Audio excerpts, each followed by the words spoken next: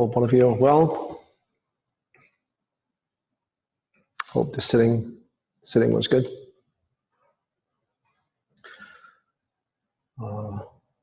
Apologies for the postponement of this talk, but we're here now. So tonight's talk, silent illumination.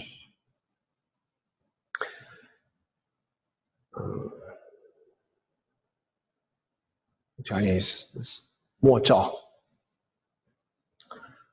Japanese is mokusho. So silent illumination Chan. Mokusho Zen. 默照禅. The coinage of this term dates back to the 12th, 13th century.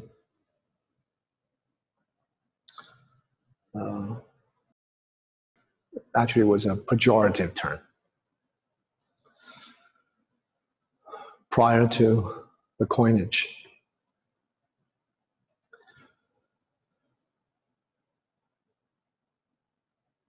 it was quite prevalent in the Southern Song dynasty,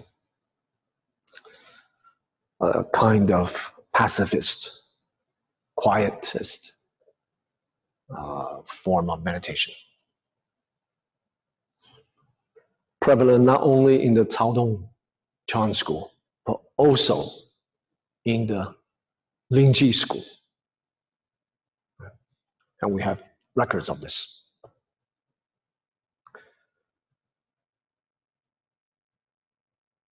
So Chan Master Da Hui of the Lingji school vehemently criticized this form.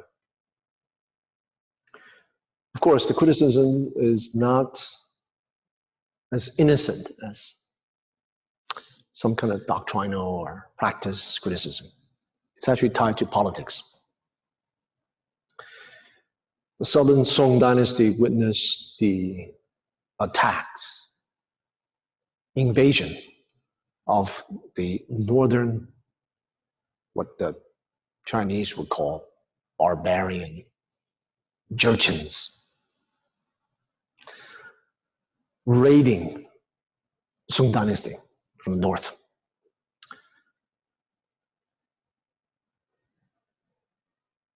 And many, because by that time, the influence of Chan Buddhism was so pervasive that many of the top official literati were practicing Chan. And there were different factions. The faction that promoted peace, moving the capital of Song dynasty down south, right? Hence Southern Song dynasty. And there was the pro-war faction. We can't just keep on letting, paying tribute, silk goods, silver good, gold, to the Jurchens. We have to take back our land, right? So if you imagine the Canadians raiding America, taking down, so half of America is actually Canada now. Right? So these two camps. And how this is politically tied is because Chan Master Da Hui was the pro-war faction. He had many official literati disciples, lay disciples, statesmen, who were against the idea of just staying in the South. And a lot of political turmoil during this time, that the pacifist one. And many of the official literati were either killed or exiled. Da Hui being a national, one of the most influential Chan masters during the time, receiving the emperor's purple robe. This is the highest honor.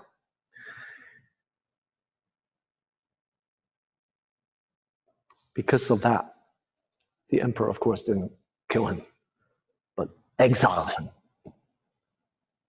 to the malaria-ridden south, down south, and laicized him. So forced him to give up his monastic status. So he became a layperson. The pacifists, many of them were disciples of other faction of Chan masters who promoted peace. Right? That's kind of prevalent. Beginning already in the Northern Song dynasty, that's kind of prevalent, widespread formal practice. So non-sectarian is very important, despite what some scholars promote as this internal sectarian factionalism. It's actually much, much broader than that. Right? And so it's during the exile that Da Hui began to really elaborate, criticizing this pacifist form of practice that's tied to what he coined as silent illumination, this form of Chan. So it's a pejorative term. One of the greatest contemporary Chan masters, Hongzhi Zhengjue,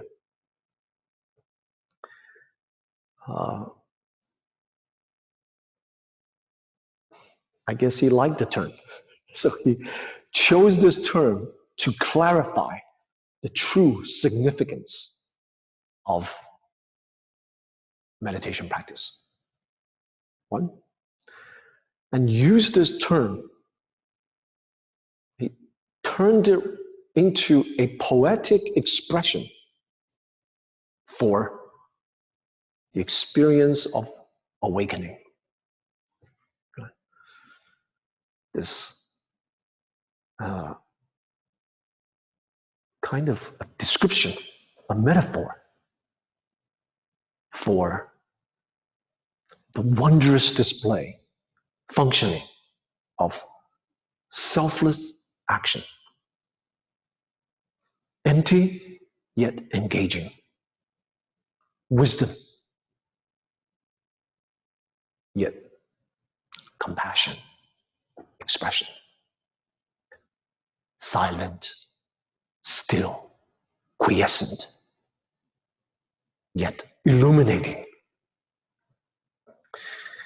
So he became the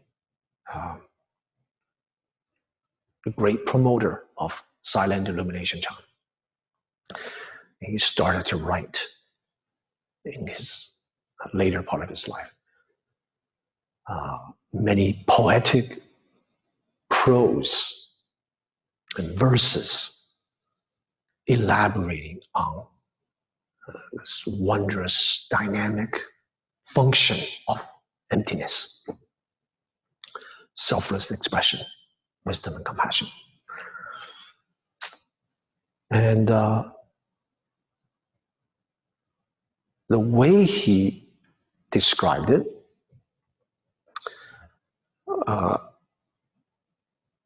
was through the interplay of silent illumination, quiescent, and wondrous function, light and dark, still yet engaging. So silent illumination, technically, for Hongzhi, it's not really a practice. He never gave any instructions on how to sit, how to actually sit. And so it's not like an imagined, silently kind of illuminating light or something like that. No. He used this poetic language to describe awakening self. Completely down to earth, grounded, at the same time, engaging. Right?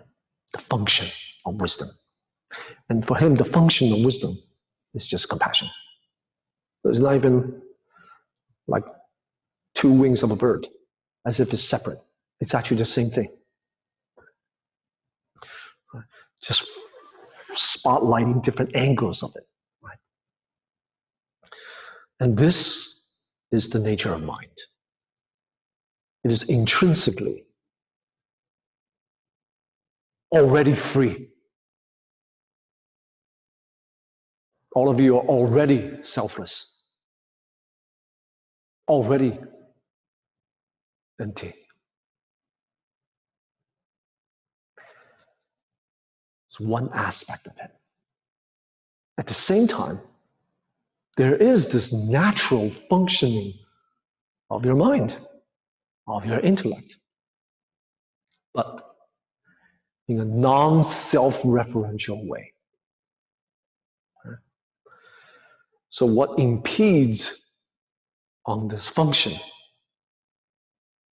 and makes our actions and deeds toxic, vexing, is because of the grasping of an imagined self-referentiality. Once this is freed, which is the original state of who we are, the natural flow of compassion can manifest. So the practice now becomes very traditional Buddhist practice of exposing. You have to first understand what you're letting go of, what you have to work through, what you have to embrace. So the history, lived history of how we have gotten the way that we've become. All the past issues, the baggage, the trauma, the hurt, the pain. These lived experiences have shaped you. And because of the way that we are wired as a species, it's this wonderful ability to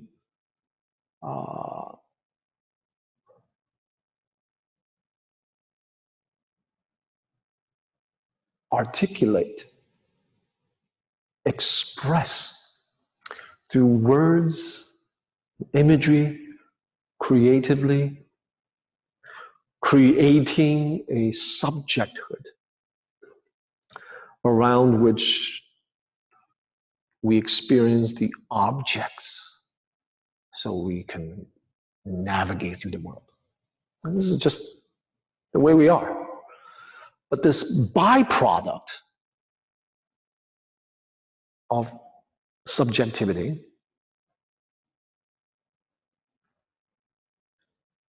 is mistaken to be some kind of permanent sense of self, permanent, unfixed, separate sense of self. That's the unfortunate part. Originally, it's just a natural function.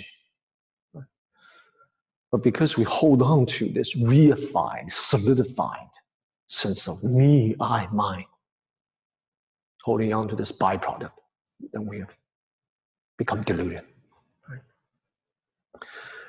And this is, of course, solidified through lived experience. Right? Lived experience. So there's experience to back up your sense of self. Right? This is all that we've ever known. Right? So this delusion is very, very deep. I call it delusion, but in fact, it's just the way it is, right? There's wonderful things about it.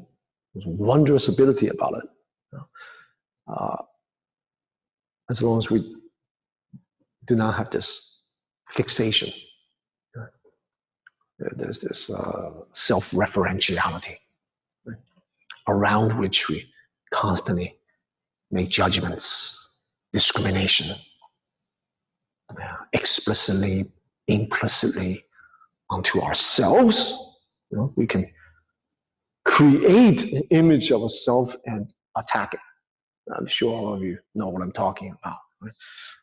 We don't like this about ourselves. We don't like that about ourselves. I'm too tall, too fat, too thin, too short. All kinds of stuff. Right? We can even objectify ourselves, let alone the external world. So,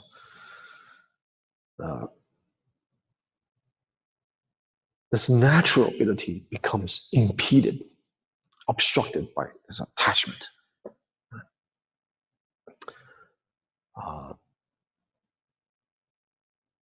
So, silent illumination is actually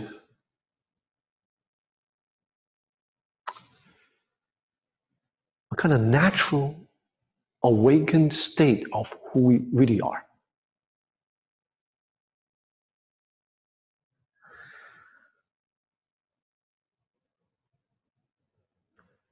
Freed from self-referential attachment to lived experiences. It's not to devalue the experiences. It's just that we function fine without an imagined self-referential fixation, rigidity. Now, we need a sense of self to navigate. That's fine, to navigate the world. Otherwise, we'll be running into walls and doing all kind of harmful things. So we need a sense of self conventionally. But when we mistaken that to be some kind of permanent identity, that is the problem. So that is the sense of self that Buddhism talks about. It's a mistake, erroneous. So the first dimension of silent illumination is a kind of natural awakening. Natural meaning we're already free. Second, it's a poetic language of the awakened state. It's not a method. Methods always deal with the disentanglement, the working through of our accumulated vexations, delusions, lived experiences, attachments. That's what practice is about.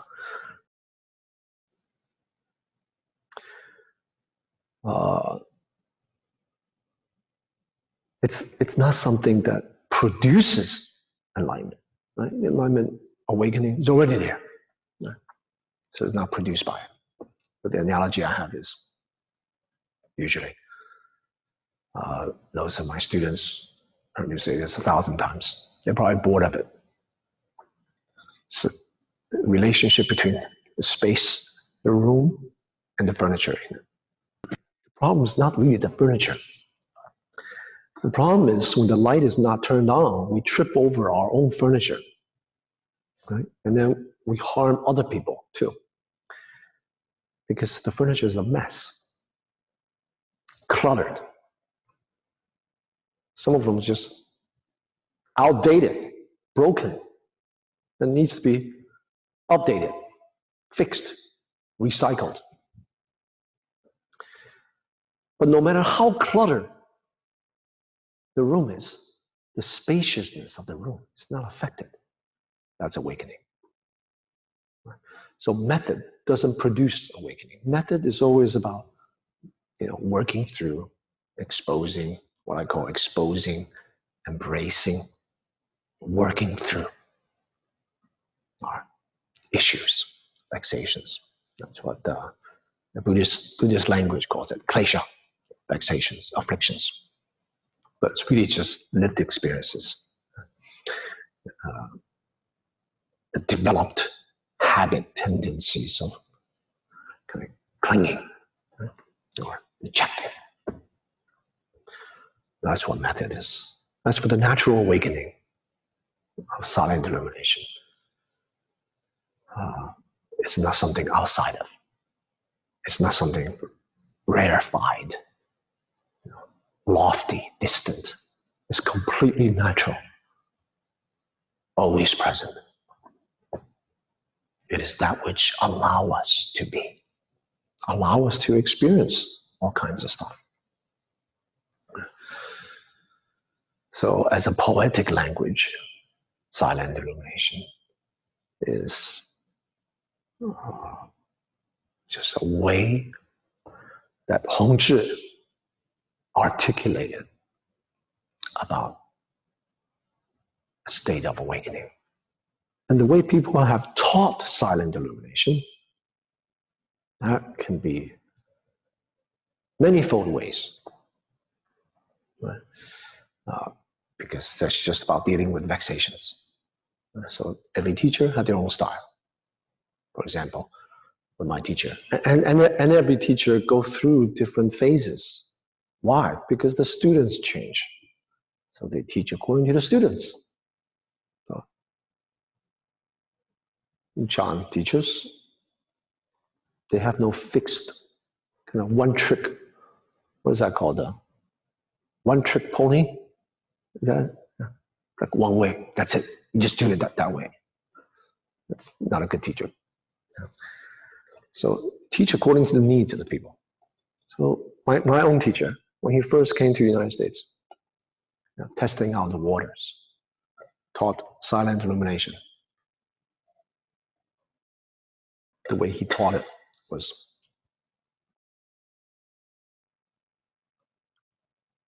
don't use your eyes, ears, nose, tongue, body, mind.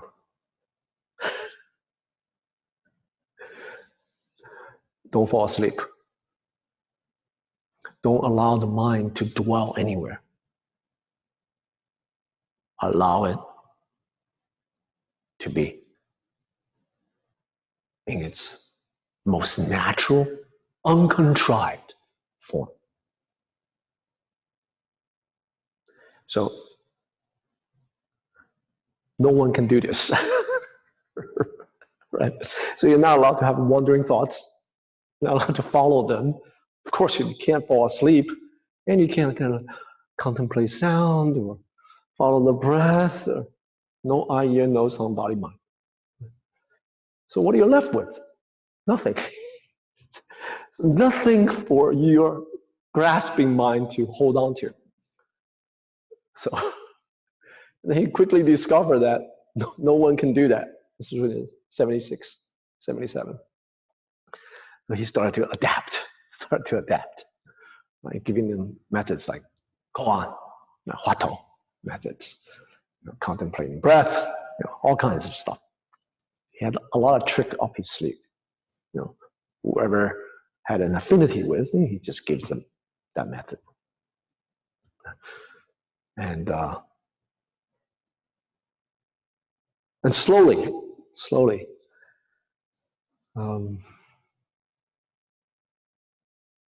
till 70s was like that, 80s. In the 80s, did not teach much. The early 80s still taught different approaches to silent illumination, but from mid 80s onward, he stopped teaching it. It's just ungraspable. Because according to Hongzhi Zhenjue, it's not a method. Right? So the closest thing to align oneself with silent illumination is to don't rely, grasp anything. Right? Don't resort to the narrative and stories and reveries of the past or the future, the environment, the body. Allow the mind to regain its most natural state, which is quiescent yet wakeful, still yet luminous. This luminosity is without self, the byproduct of grasping onto our narrative, who we are, the image, self-image. So the mind regains its most natural state. For that reason, my teacher called that sudden practice, sudden awakening.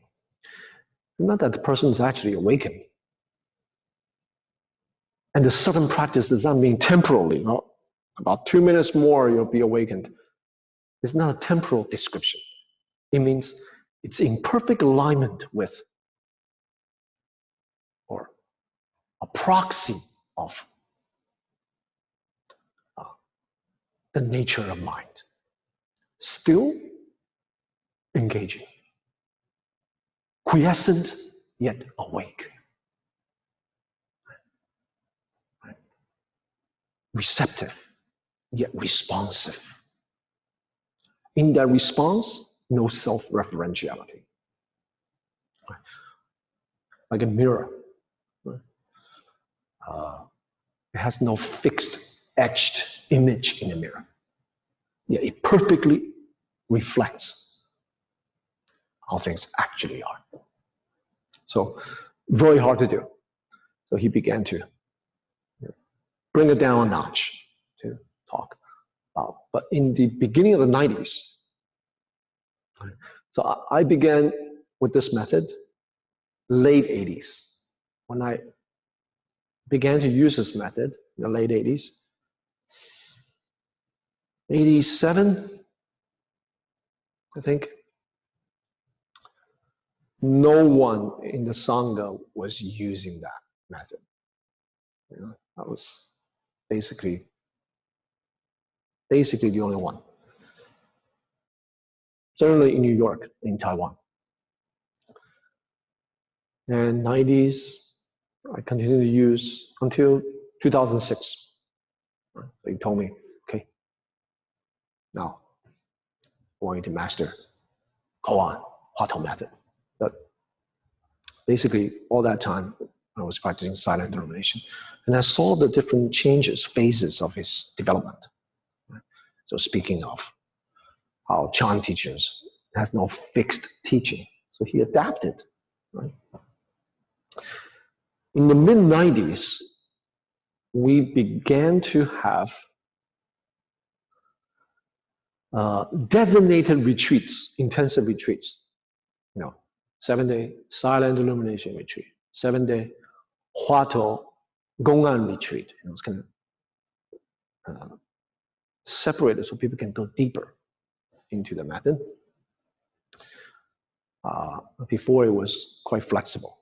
Everyone was doing their own thing on retreat. But because of that,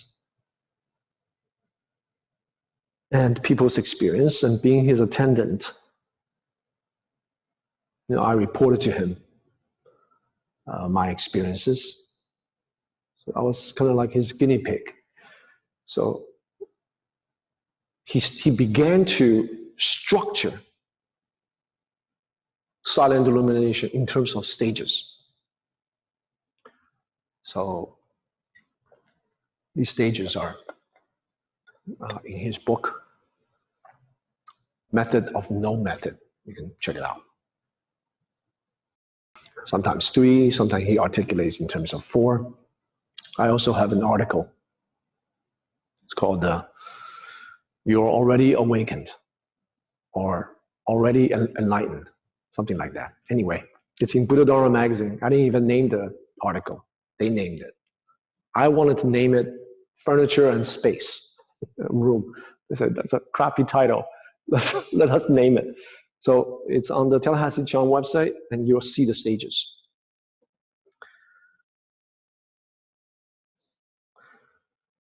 And then in the 2000s, these stages become kind of solidified. And a new phenomenon happened. That is, people start to attach to the stages, like they're climbing a ladder to success. Right? And I witnessed this. First stage, relaxed. Second, just sitting. Experience the presence of the body sitting, totality. Right?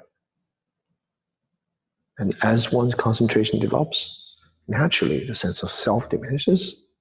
Self diminishes, correspondingly the environment opens up. Right? One's perception opens up. Less self-referential.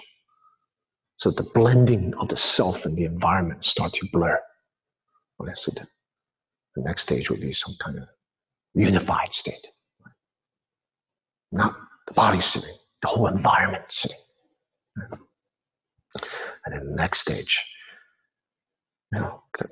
even less self-referential. So this is kind of like a blueprint. Nothing happens in a linear way. But people take it to be like that. So they expect and start to imagine themselves going through these stages. And then my teacher became very ill, passed away. 2009.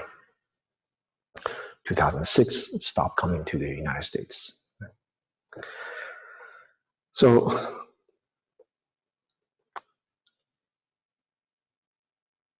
and then, the book is out. Very easy for people to think of this as some kind of stage practice. Chan has no stages. Why? Because the mind has no stages.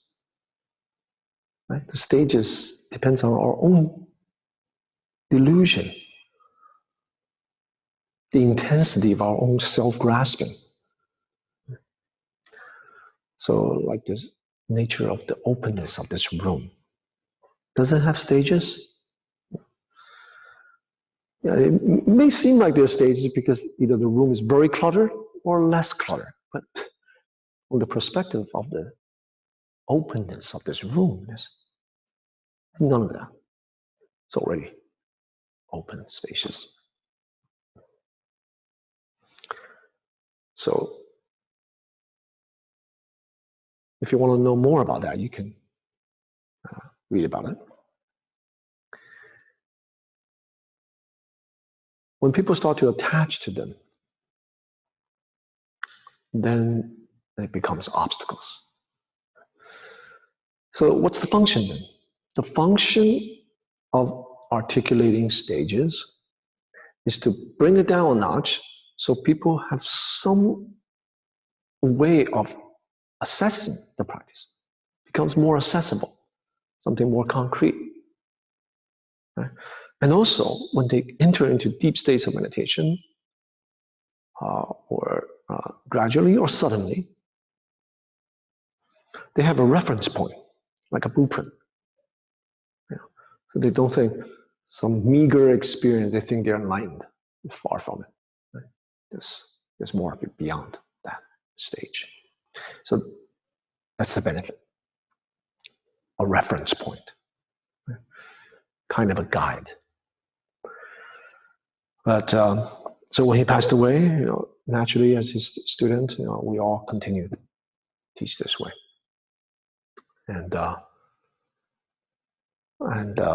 But very quickly, I stopped teaching it that way. Only when I feel it's necessary, then I teach it in terms of stages. For people that need it. Otherwise, the way that I teach is what I call silent illumination as embodied experiencing. So the reason I teach this way is because people are not in tune with their body. That means they're not in tune with all the subtle nuances,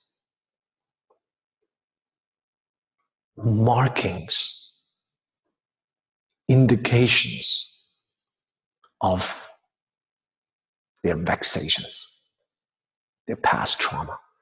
Because all of the things that we have lived has an imprint on the body. And most people live in the head. So, and the Dharma they receive is through the head. Right? They listen to Dharma, or they read it, and they watch videos. So it's very easy to receive it as a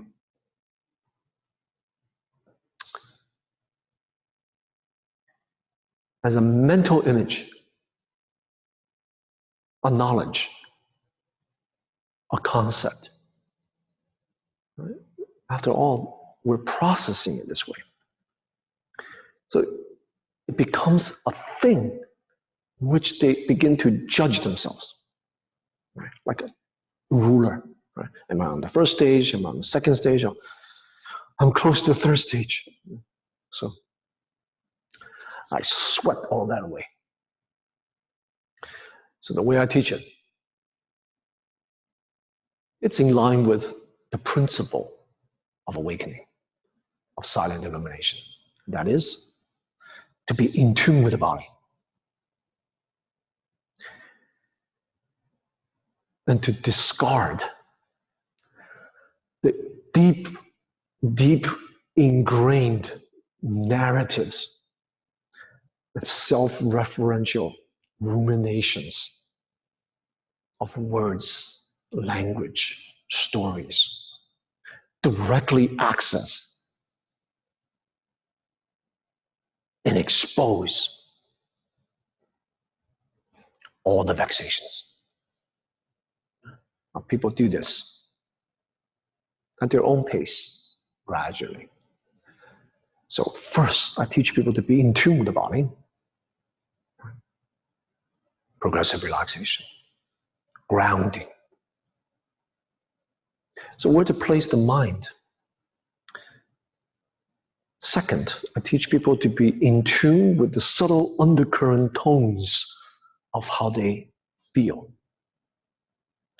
This is that which precedes our perception and narratives and constructs. It's that which shapes our experiences. Before the full-fledged formation of a concept or an idea. The mood, these tones of feeling. If a person is not in a good mood, whatever they experience will be hijacked by that kind of dis-ease. So once the body is free from tension, in sitting, also in daily life, the person can begin the real work of tracking these shifting tones, undercurrent, and diffuse the kind of tension, diffuse the stress, the vexations, the habit tendencies, right? With different methods. As a person continues becoming adept in relaxing, tracking undercurrent tones, that's not sufficient. The person will begin to expose the very nature of these undercurrent tones, because these undercurrent tones may still carry with them narratives, subtle habit tendencies, right? Self-disparaging feelings, patterned way of relating to things, maybe aggressively, maybe self-diminishing, maybe placating, maybe blaming. So it doesn't have explicit formation of fixed thoughts, but these subtle tones, full of subtle thoughts.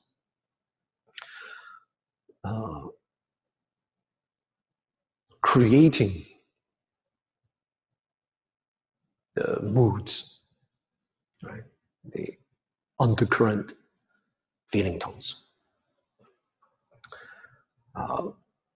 So the person begin to go deeper and expose that, allowing these to flow through without blocking, without following, nor suppressing. Relaxing into them, allowing them to come, allowing the mind to be wakeful and embodied, simply experiencing. That's what I call embodied experiencing, which is the most natural thing, in line with our true nature. The eye see, ears hear, our heart, our minds, what does it do? Experience, moment by moment by moment. So then the person start to go beneath the layer of the undercurrent tone to the raw experience of pleasant, unpleasant, neutral.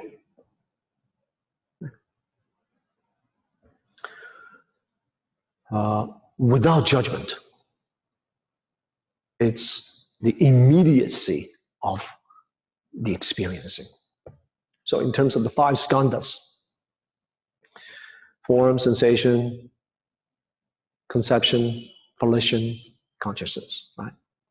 What I'm talking about is the sensation part.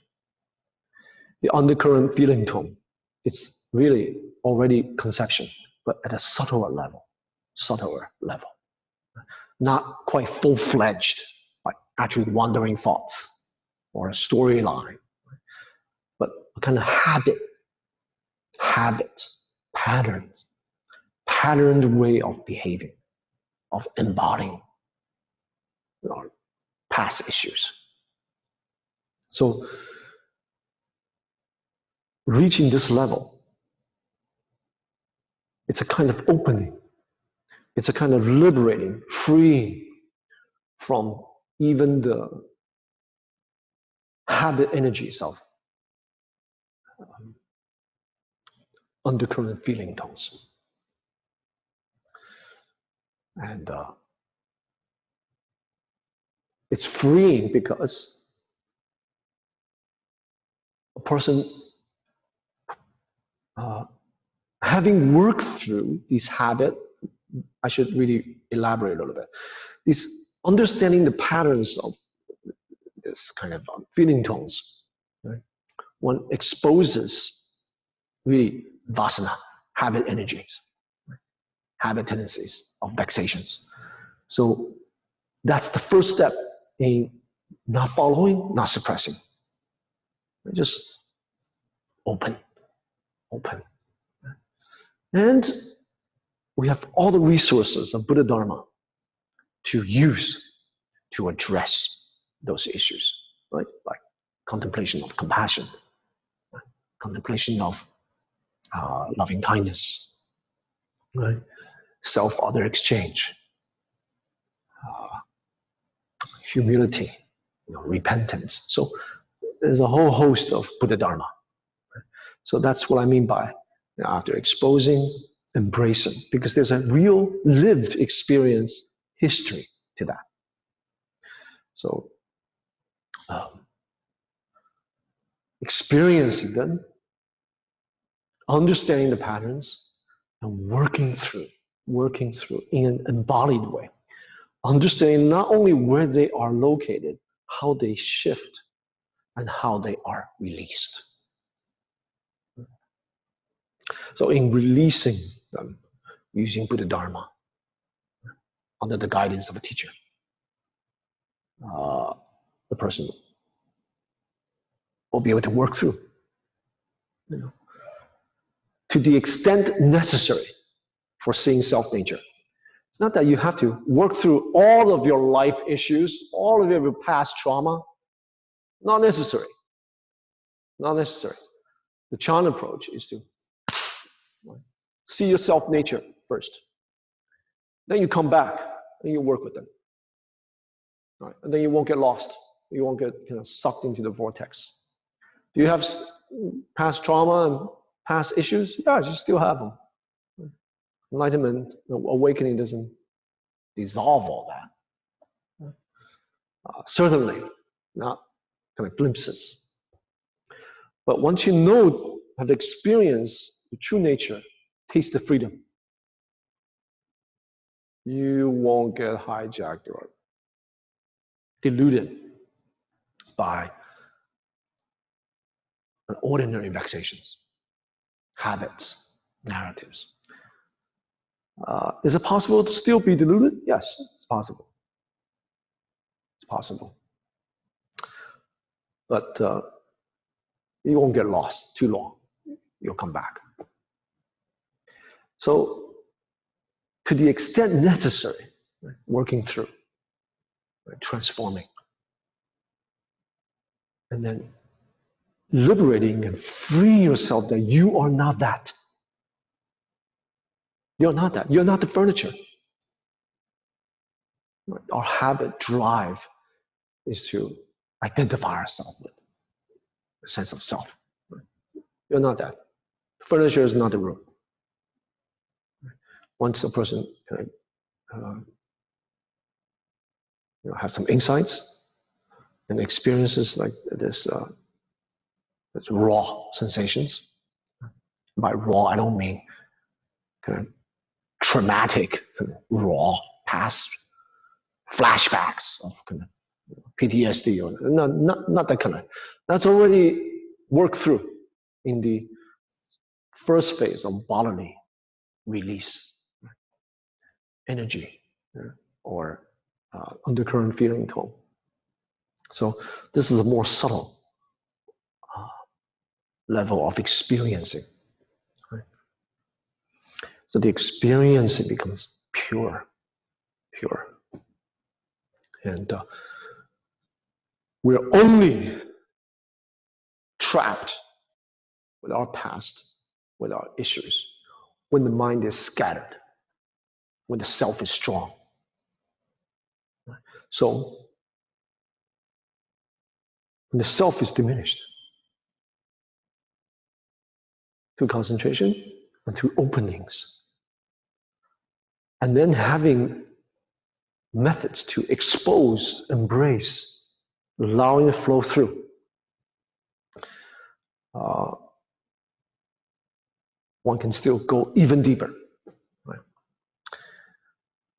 To beyond just raw experiencing. It's just not pleasant sensation, pleasant, unpleasant, neutral. To just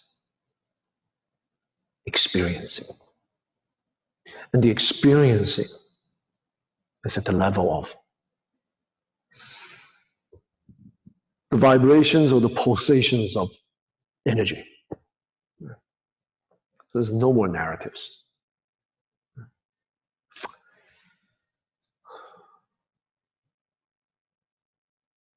When I present this, when I teach it now, it seems like it's a linear process again, just like the way my teacher taught. Except differently. It's not kind of just sitting, environment sitting, a unified experience, and then let go. Or relaxed, embodied, undercurrent feeling tone, narratives, vulnerable, accepting, allowing to flow through. And then, the raw experience, the subtle energy, and then awakening. It sounds like that, but it's not like that. Things never happen in a linear way. This is just a general principle of how I track where students are.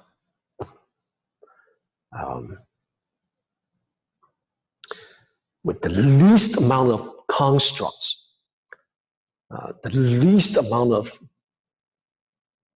notions, things people can grasp onto. So it's not quite like the way my teacher taught in the 70s. It's like, no eye, ear, nose, tongue, body, mind. Just awake. No wandering thought, no falling asleep either. Just experience. Not quite like that. Right? And he didn't really elaborate on that. Nor is it like stratified hierarchical stages. The actual experiencing of it and the practice of it, the most important part of it is really to be in tune with the body. So the body and mind is more congruent. Right? We become more congruent.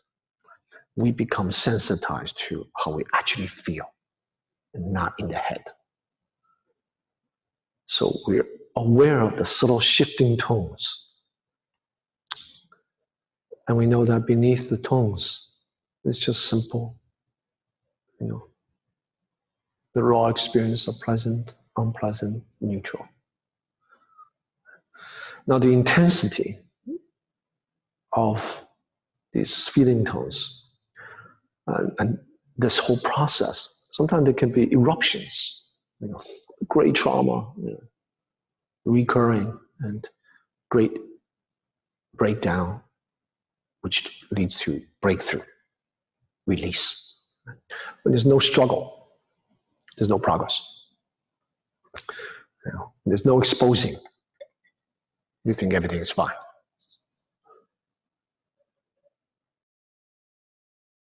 So it depends on the teacher's guiding and the experience of the practitioner. So it's non-conceptual, completely embodied, and very much grounded.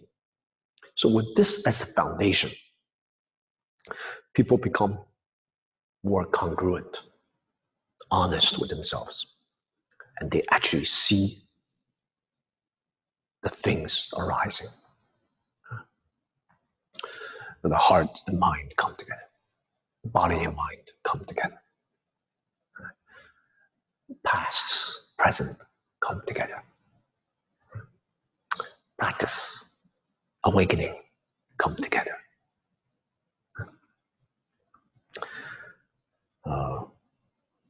Why?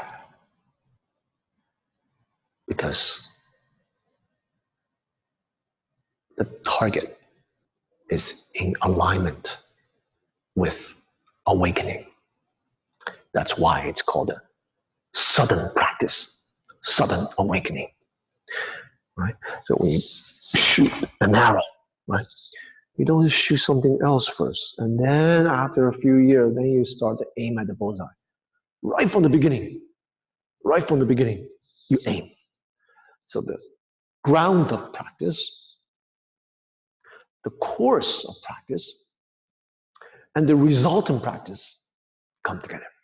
That's why it's sudden. Does that make sense?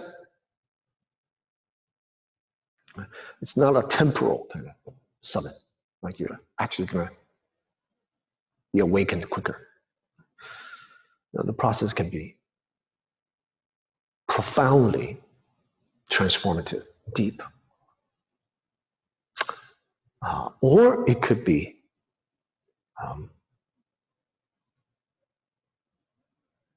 bypassed, I think, depending on the karmic disposition of the practitioner. Some practitioners able to, it's not that you have to work through all of your issues. Because of their good fortune, in the Buddhism we talk about good karmic root, they sit, suddenly release. Because the method is in accordance with awakening. It's not something you have to kind of expediency, you have to kind of work through, and then you're going to change the method, and then you're gonna work on some stages, and then you do this right from the beginning. The practice is in alignment with who you really are, which is free. You are the space. You're not the furniture. But the furniture have shaped us a certain way. So you gotta clean the room, relatively keep it clean, and then you can see the spaciousness. You don't have to empty the whole room. So some furniture, dilapidated, you're gonna recycle, just so that you can function. You can experience the nature of the room. So silent illumination. I want to talk about a little bit, a few minutes, 1 minute.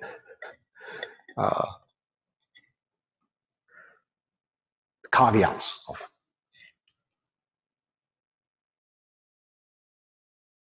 silent illumination in the way that I teach it. So most people are influenced, conditioned by their bodily states without them knowing. So they're not in tune with how they actually feel, the subtle shifts of the undercurrent tone. Right? So they fall asleep, they're drowsy, and they don't even know it. Or they're in this kind of what we call dwelling in the ghost cave on the dark side of the mountain. They don't even know how they got there. Why? Because they're not in tune with the undercurrent feeling tones. Right? You don't fall asleep drowsy in meditation suddenly. You gradually seep into it. The mind is not aware. It's not clear. It's not trained. Lack of instructions. Right? So the practitioners just sit there like a block of wood. They fall asleep, they don't even know it. Right? Or the mind becomes hazy. That's not silent illumination. Yeah. Nor is that any Buddhist practice. They're just sleeping. So perpetuating that, practicing 10, 20, 30 years like that, useless, completely useless. All the Buddha Dharma that you learn is just in the head. Right? You can fancy, the practitioners sometimes fancy themselves. I'm sitting, originally awake, I'm already free. It's just a notion. They're just kind of just repeating that to themselves, fooling themselves. They're not really in tune with anything. Certainly not with the body. And all the crevices, all the hidden spaces in the wondrous nature of mind, right? They have no idea. No idea. Right? So practitioners must be cautious, right? And practice correctly. Being originally free is not a notion. It's not a concept you have to embody. You have to come to know all the furniture, right? Be able to free yourself from them. You know how spacious this room is. Right? You have to know the inside and out of the mind. Right? How does it enter into drowsy states? How does it enter into excited states? When to advance, when to retreat, when to relax, when to tense up. So that takes skill. So it takes proper instructions and knowing what to do. So the first caveat is this ghost cave, which is precisely what John Master Dahui criticizes, this crazy silent illumination chant. People sitting there like blocks of wood. Yeah, that's not true Buddhist practice. Right? So Hongzhi articulated true meaning of silent illumination as the nature of mind, as awakening. Right? So being in tune with the body, in tune with the undercurrent, subtle shifting tones in the mind, of the heart, and having the ability to work through them, release them. Takes practice. Takes practice. Second caveat. Teaching silent illumination as some kind of stratified stages. Some kind of fixed way. Fixed way. Silent illumination is not fixed. My teacher didn't teach it in a fixed way. But a printed book on it makes it seem like he's teaching in a fixed way with stages. He changes all the time.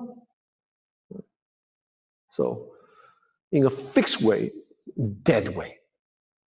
Dead way. That's not Chan. That's not Zen. It's like one-trick pony style.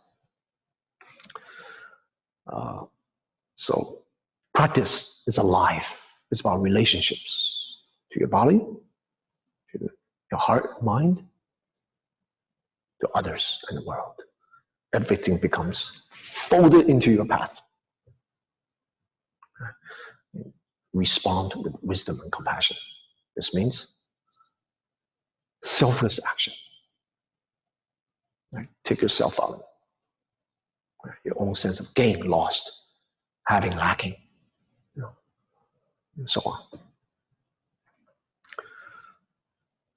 So the second caveat, fixation. Now, there are more, but so tonight is just an introduction. And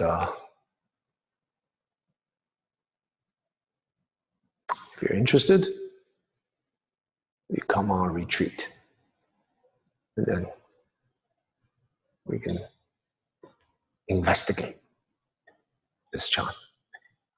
I guess if I were to name a third caveat, it would be people that takes this approach to practice. They have to practice also Gong'an, or Japanese call it koan, or critical phrase, Huatou, to balance out. To balance out. So as for Gong'an and Huatou, I'll talk about that. We have a retreat coming up, so after the retreat, in another Monday talk. So just practicing only this Chan method of silent illumination, even though it's not a method, or cultivating the principle of it is not sufficient in order to enliven the mind and sharpen the responsiveness under different circumstances. One has to practice koans. So, and that will be a separate talk.